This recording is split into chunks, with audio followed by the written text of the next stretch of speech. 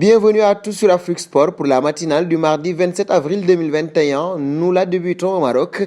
Qualifié pour la prochaine Coupe d'Afrique des Nations, le Maroc n'est par contre pas satisfait de la prestation des Lions de l'Atlas à l'occasion des 2 dernières journées des éliminatoires. Du coup, Vahid Halilovic cherche à bien nuller la machine avant les 2 premières journées des éliminatoires du Mondial 2022. Le Maroc cherche à préparer au mieux les matchs contre le Soudan et la Guinée, comptant pour les 2 premières journées des éliminatoires de la prochaine Coupe du Monde. D'après le journal Al-Mathaye, le sélectionneur des Lions est donc à la recherche d'un adversaire en vue d'un match amical. Nous passons à Edouard Mendy, arrivé à Chelsea cette saison en provenance du Stade Rennais. Edouard est en train de réussir d'excellentes choses, aussi bien en Premier League qu'en Ligue des Champions. Le gardien des Lions du Sénégal a réussi autant de clean sheets que tout autre gardien en Europe cette saison. Dans un entretien à apparaître aujourd'hui sur France Football, Mendy parle d'un travail d'équipe dont il a bénéficié. À la fin, c'est moi qui dois faire les arrêts, oui, mais devant moi, il y a toute une structure, 10 joueurs qui bougent et compliquent la tâche de l'adversaire.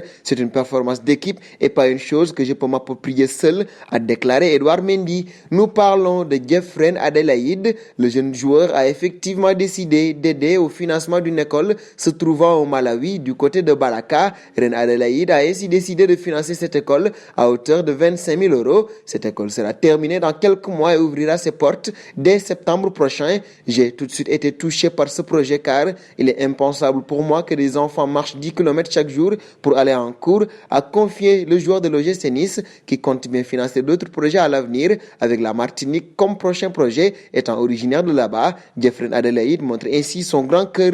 Parlons d'Ibrahimovic. Il fait objet d'une investigation à raison de son implication supposée dans une société de Paris. L'UEFA a nommé un inspecteur pour examiner les allégations. Dans une déclaration sur son site web, l'UEFA a déclaré ceci. Conformément à l'article 31 du règlement disciplinaire de l'UEFA, un inspecteur d'éthique et de discipline de l'UEFA a été nommé aujourd'hui pour mener une enquête disciplinaire concernant une violation potentielle du règlement disciplinaire de l'UEFA par Zlatan Ibrahimovic pour avoir un intérêt financier présumé dans une société de Paris. De plus amples informations à ce sujet seront mises à disposition en temps voulu. Passons en Espagne. Ici, Florentino Pérez a donné son point de vue sur la Super League européenne que les merengues ont accepté de rejoindre en tant que club fondateur.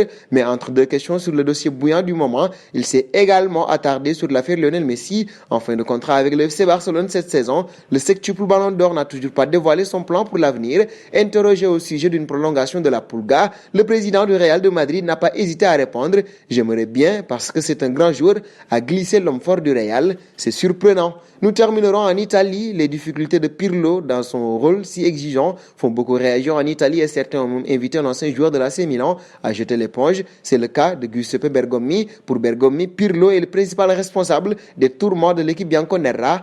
Au lieu d'être constant, ça alterne trop même au cours d'un seul match. Les approches sont souvent fausses. L'équipe est à l'image de l'entraîneur et donc il a une certaine responsabilité. Le message est clair. Nous arrivons au terme de cette matinale que nous fermerons avec la question du jour.